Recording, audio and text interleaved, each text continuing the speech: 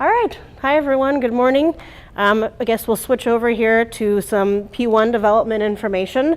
So I'm really excited to talk about P1 development. It's one of my favorite things to discuss when it comes to reproduction and sow farms, because I think it's really, really exciting how much power we can have when we focus on our gilts, and how we can really mold and change our whole herd performance and our whole herd status. So first, let's talk about some industry challenges. I wish I had a pointer here, but I'll try and explain a little bit on what's on the screen here. But one of our biggest areas of opportunity is fallout on early parities. So really the biggest fallout we see is between P1 and P2, and you can kind of see that on that first graph on the left. So we're losing a lot of young females too early, and it costs us a lot of money to get those females into the herd, and they really don't start paying for themselves until they're at least P3.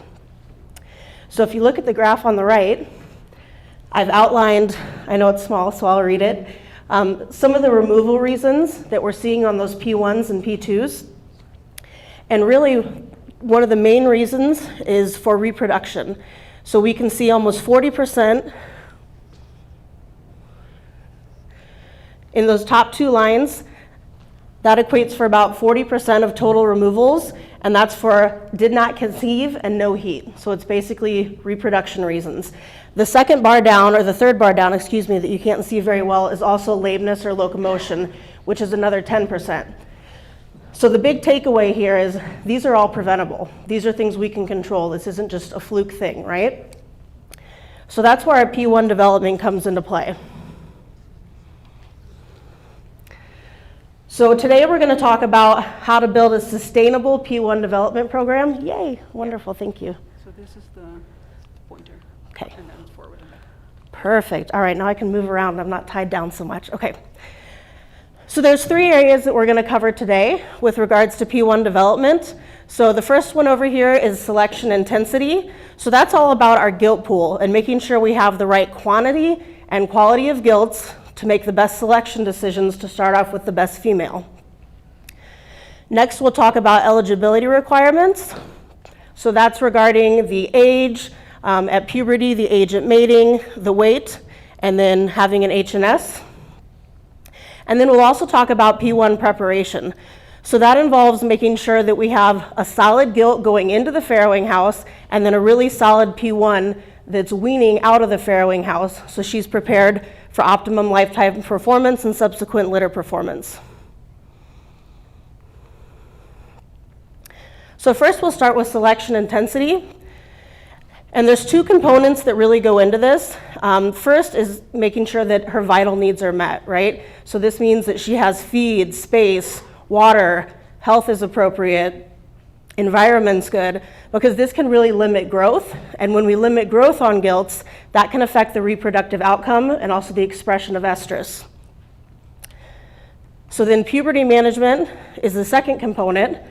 So once we make sure that our gilts have everything they need, they're growing well, they're healthy, we need to make sure that we're having puberty stimulation at the right time to ensure that we're breeding that gilt at the right age and weight and on a second H&S.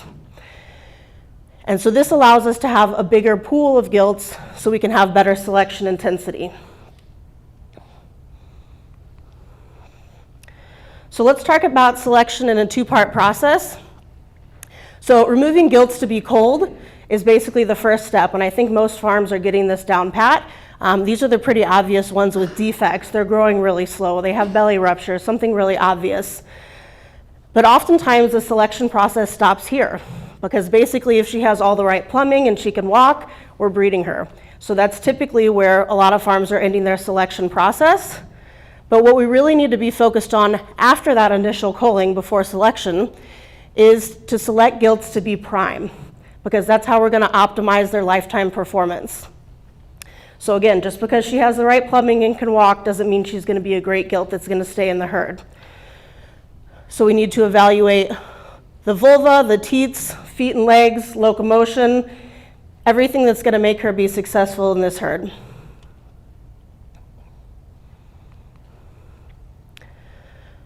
So just reviewing some of the practicalities for our gilt pool selection. First and foremost is, do we have enough gilts coming to the farm to allow us to make a proper selection? If I need to breed 90 gilts and I'm only receiving 100 wean gilts, that's not enough, right? I'm going to be breeding really subpar animals. So making sure first we have that gilt pool, and then also troubleshooting fallouts, especially in the GDU, where most of us are going to have our wean to finish grow barns. Making sure that we're figuring out what's going on with mortality and removals there, because if I'm losing 10 to 15% of my gilts before selection, that really limits what I can select for those prime gilts, right? Also make sure we're reviewing any limitations and bottlenecks. So that can oftentimes be space or even the age that you're receiving your gilts. So a lot of farms are getting gilts at an age that's a little bit higher than what they'd like, so they can't start that puberty stimulation as early as they'd prefer to. And then also think about managing the sow inventory so that we have a good gilt flow coming in. So a lot of times, again, this can be a space issue. We need to make sure we have our gilt breeding target and our H&S target down pat. And then also, what are we doing with our non-selected gilts? So too often I go into GDUs and I see a few pens set aside for coals, maybe hospital pens, and they've got all the space in the world, right? Because we only have a few of those, maybe 10 or 15, and then we're tightening up our gilts that are really our prime gilts to make space just so we can hold those extra coals and those hospital gilts. So we want to make sure that we're utilizing the best space in the farm for our prime gilts. Okay, and before we move on to the next segment here, I want to give a small disclaimer that the recommendations that I'm going to discuss today, specifically age and weight, and also the data sets that we're going to look at, are all from PIC females, and it's for the purpose of discussing, the context. So just remember that go through your genetic supplier to get your own requirements for the female that you're using. So when it comes to gilt eligibility, there's 4 things we really need to focus on. So first is the age at puberty, so when are they having their first H&S, the age at mating, the weight at mating, and then what estrus she's bred on. So we definitely want to be breeding on the 2nd or 3rd if possible. So anytime we can achieve more of one of these elements, we're doing something positive for the farm. But when we can combine all 4, they really have a synergistic effect. So that's something I really want to focus on today, and I don't think we talk about that enough. People say, well, which is the most important? Do I need to hit age? Do I need to hit weight? Should I just worry about H&S? But really, the answer is all of them. So we want everything to be just right for those gilts. Now, how many can I get? How many gilts can I get in all 4 of those categories? That's something we work towards, right? So I wouldn't expect to be at 20% with all gilts in all categories and then jump to 80% tomorrow, right? So thinking about how we can get better in all these areas so the gilts are well prepared for lifetime performance.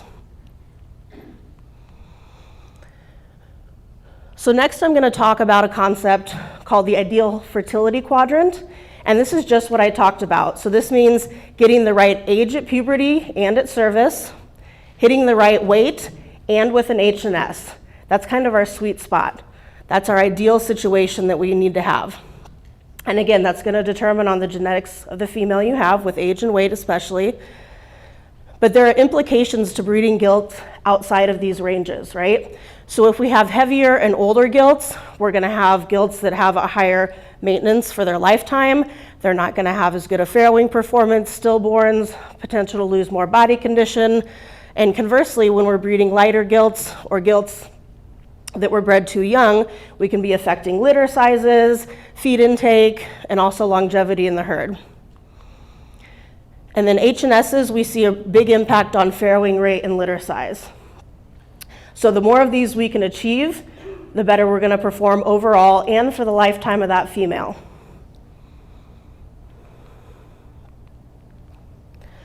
So breeding in this ideal quadrant reaps big benefits, okay? So we can see improved farrowing rates, lower removal rates and therefore higher retention rates, better gilt utilization, and even more pigs weaned. So we're going to look at a field example. I'm going to go ahead and pull the whole thing up here. So again, we're not focused on numbers here, we're focusing on the concept in general, okay?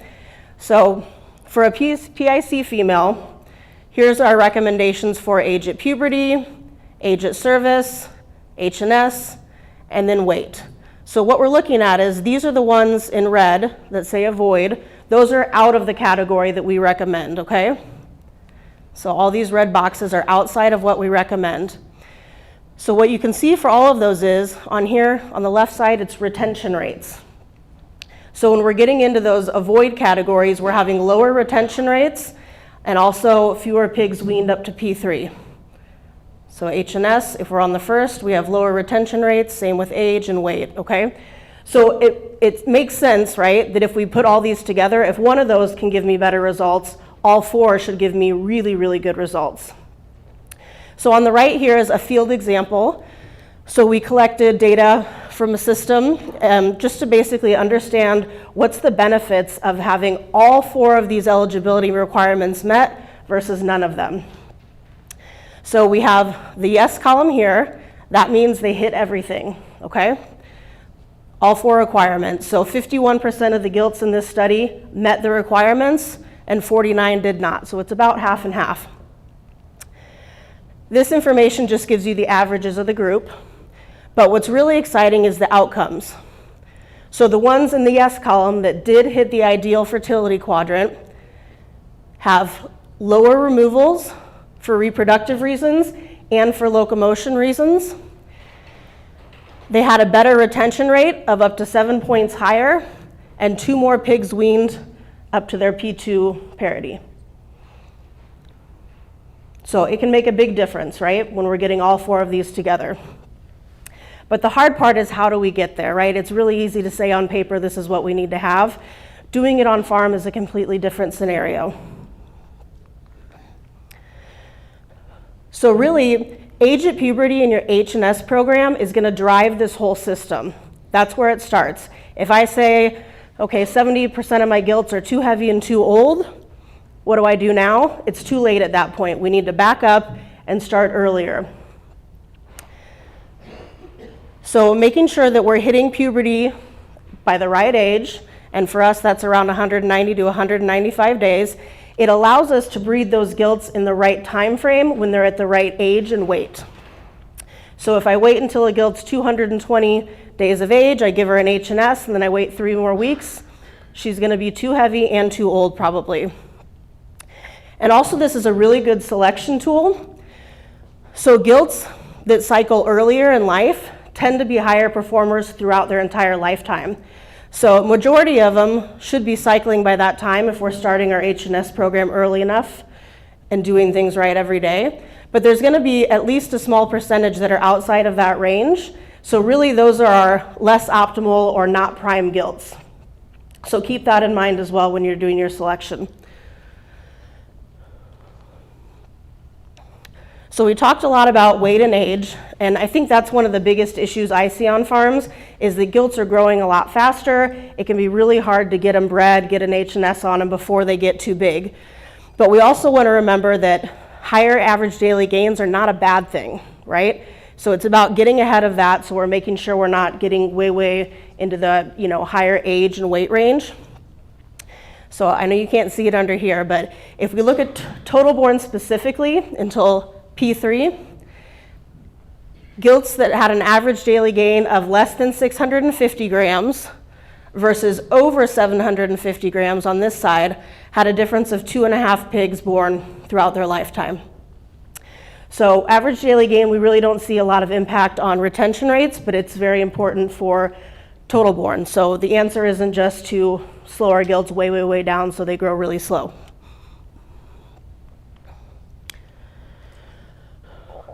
So now just to review some of the eligibility requirements, again, the goal is to have as many gilts hitting all 4 of those key elements as possible.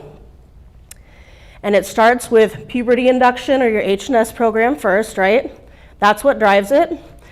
So for our females, we say no later than 24 weeks of age to start boar exposure. Most of my customers are starting at 21 or 22 now, just to get ahead of it, make sure we're measuring H&S's. And then also making sure that we have early responders. So direct contact with the boars in the pens so that we can make sure we're getting those prime females cycling earlier. And then of course, as we all know, boar quality and the quality of labor is really, really important. So we need to make sure we're doing it right 7 days a week. We have high quality boars and we're allocating the time and the labor. And then I want to spend just a bit of time on the KPIs here. So I'm sure everyone in this room is measuring their farrowing rate, their sow death rate, the reasons for sow death loss, your pre-wean mortality, how many pigs are weaned per sow. But why aren't we measuring those things in the GDU? It seems like a very, very common issue that we're not measuring the body weights, we're not measuring the number of H&S's, the age, or even the utilization or selection rates. So I would encourage everyone, if you're not recording these, to think about how you can start. Because if we don't measure it, we don't know where we're at, and we don't know how to solve the problem or get better.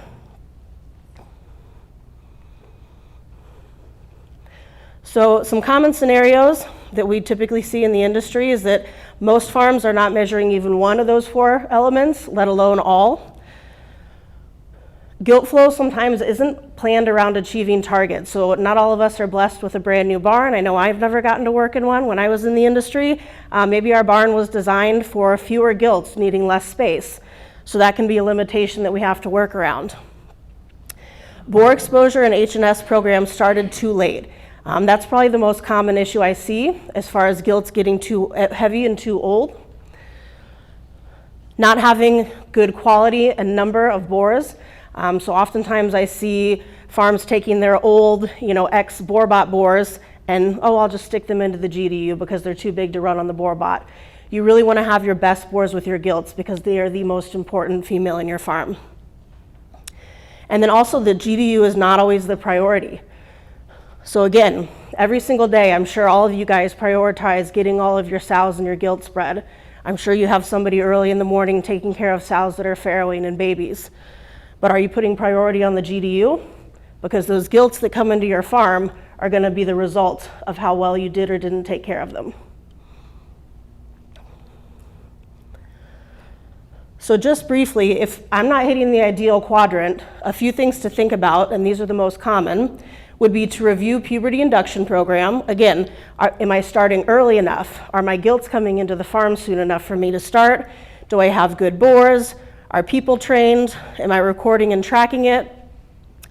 And then less commonly, but I still see it, is gilts not achieving their growth, optimizing the growth that we'd like to see. So again, looking at those vital needs of the gilts, feed, water availability, space, health challenges, nutrition, stressors, when are we vaccinating, how much are we moving, all things to consider. And then the final aspect we'll talk about, which I think sometimes gets overlooked when we're talking about gilts. We figure, hey, she's bred, she stayed bred, I'm good to go, right? But really, we need to make sure that we're doing everything we can up until farrowing and in lactation to make sure that we're helping that gilt have a great first lactation and optimize how many pigs she weans. So 2 things we can think about are reducing farrowing duration and voluntary water intake. So this graph over here, it basically just shows that the longer she goes without eating a meal, the longer her farrowing duration is. And we know that sows that farrow longer are at a higher risk of having stillborns. So we recommend feeding small meals multiple times a day instead of just once a day or full feeding to help achieve that. And then also this is critical here. So this bar here, the blue solid bar, basically shows how much time she's active. So this is 24 hours before farrowing, and the red here shows her maximum water intake. So what you can see is 24 hours before farrowing, she's very active, she's drinking. That's a critical time so we can ensure, especially those gilts when they come in, know how to drink. Because if they haven't figured out how to drink before farrowing, they're not going to be very much inclined to do it on their own. So after farrowing, you can see water intake drops and also activity level drops.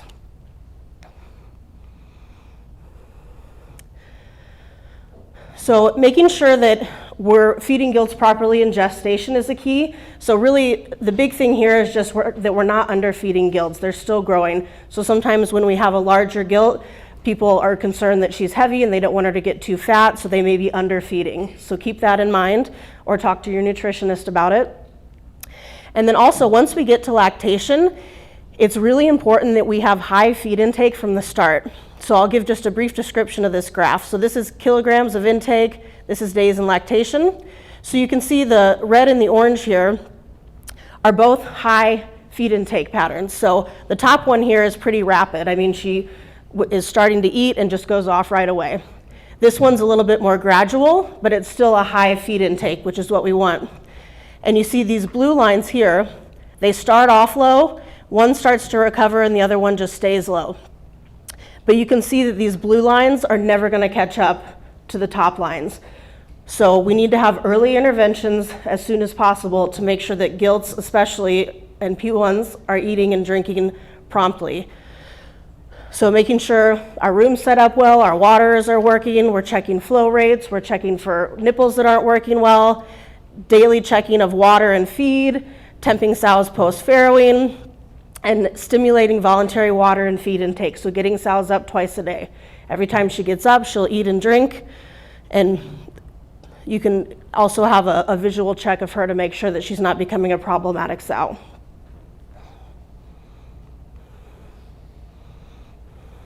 So the main takeaways here are don't underfeed your gilts, first of all. And the best time to be measuring body condition and success of your gilt is at mating, just with a flank tape. We don't recommend calipering or anything on gilts because it's not very accurate. And then it's also important to be taking a caliper measurement at due to farrow, because that's going to help us track her body condition loss throughout farrowing. So those are your best measurements. We don't recommend full feeding females. Again, stimulate small, regular meals throughout the day, and water and feed intake. Have an early intervention plan.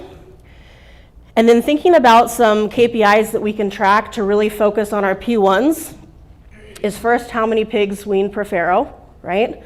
And then also one of my favorite KPIs is the percent of P1s weaning 0 pigs. Because typically we're not nursing off a P1 because we have too many pigs, unless we're on a gilt farm or something. It's typically a problem. She's sick, she's drying up, she's not eating or drinking, she's not raising her litter. So that's a really good measure of success of how well we set up our female for success. Okay, and then just in brief summary, having a solid gilt program should be considered a foundation for improving your whole herd. It affects retention rates, sow death rate, and weaning performance. And remember that tracking is the first step, because if you don't know where you're at, you don't know where to make changes or how to improve. And then remember that that H&S program really just really drives the decision making at breeding. So with that, that's all I've got, guys.